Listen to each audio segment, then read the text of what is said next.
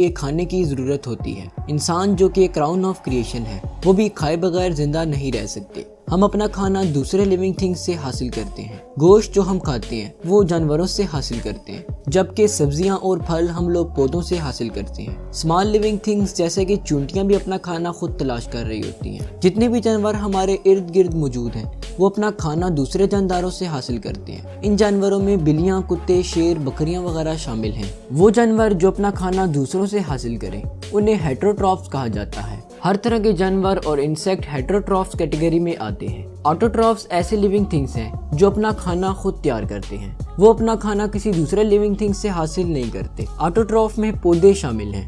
हमारे planet earth पर पौधों की तकरीबन 1 मिलियन से ज्यादा स्पीशीज मौजूद हैं। सारे के सारे पौधे अपना खाना खुद तैयार करते हैं। जिस प्रोसेस के जरिए पौधे अपना खाना तैयार करते हैं उसे फोटोसिंथेसिस कहा जाता है। ये प्रोसेस पत्तों में होता है। फोटोसिंथेसिस का प्रोसेस क्लोरोफिल की प्रेजेंस में होता है। क्लोरोफिल ग्रीन कलर का एक सब्सटेंस है जो पत्ते में बहुत ज्यादा अमाउंट में प्रेजेंट है। क्लोरोफिल में सेंट्रल एटम मैग्नीशियम है और इसमें 4 रिंग्स मौजूद हैं। पत्ते का ग्रीन कलर क्लोरोफिल की प्रेजेंस की वजह से ही होता है।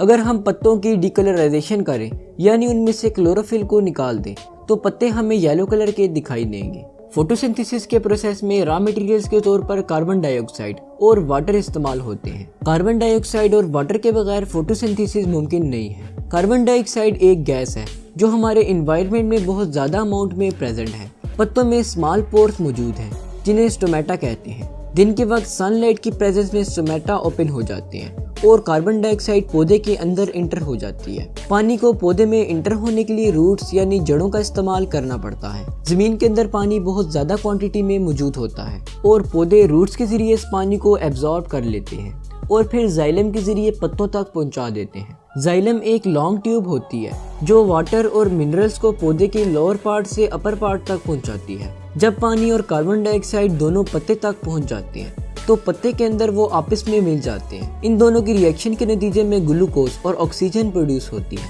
साथ ही साथ हीट एनर्जी भी इवॉल्व होती है। ग्लूकोज फोटोसिंथेसिस का मेजर प्रोडक्ट है।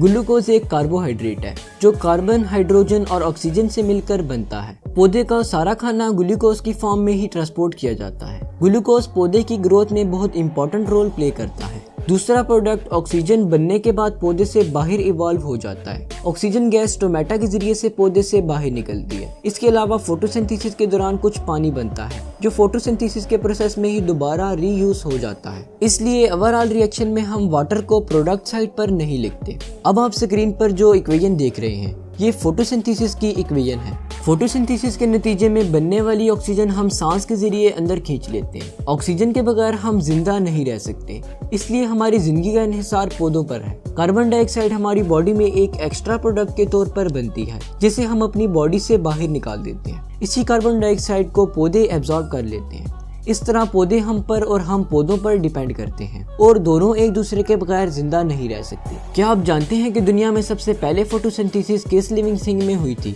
फॉसिल फ्यूल्स और साइंटिफिक एविडेंस हमें ये बताते हैं कि प्लेनेट अर्थ पर सबसे पहले फोटोसिंथेसिस एक बैक्टीरिया में हुई जिसका नाम साइनोबैक्टीरिया था। ये बैक्टीरिया की ओल्डेस्ट टाइप है जो तकरीबन 1 बिलियन साल पहले अर्थ पर प्रेजेंट थी। एवोल्यूशन थ्योरी हमें ये बताती है कि इनकी फोटोसिंथेसिस के नतीजे में ही आहिस्ता आहिस्ता अर्थ पर ऑक्सीजन जमा होना शुरू हुई और लाइफ शुरू हुई। ओजोन लेयर जो कि अर्थ के गिर्द प्रोटेक्टिव लेयर मौजूद है वो भी ऑक्सीजन पर मुश्तमिल है। ऑक्सीजन आहिस्ता आहिस्ता स्पेस में एक्यूमुलेट होना शुरू हुई और ओजोन लेयर बनी। इवोल्यूशन थ्योरी के मुताबिक ओजोन लेयर ने ही अर्थ पर लाइफ को पॉसिबल बनाया। सिंपल लिविंग थिंग्स से फिर कॉम्प्लेक्स लिविंग थिंग्स ओरिजिनेट हुए। ये सब बातें हमें साइंस बताती है। इन सब बातों से ये नतीजा निकलता है कि फोटोसिंथेसिस लाइफ का वो इम्पोर्टेंट प्रोसेस है जिस पर सारी की सारी लाइफ डिपेंडेंट है।